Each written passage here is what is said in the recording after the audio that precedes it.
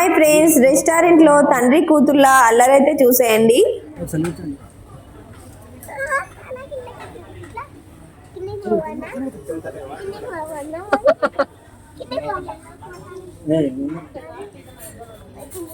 చూసారు కదండి వాళ్ళిద్దరు అల్లరి. ఇంకా దాని తర్వాత అయితే మసాలా పాపడ్ అయితే ఆర్డర్ చేసుకున్నామండి. ఇంకా మేమిద్దరం మసాలా పాపడ్ తింటున్నాము, ధార్మిక నేను. బావ అయితే వట్టి ఉల్లిగడ్డ తింటున్నాడు.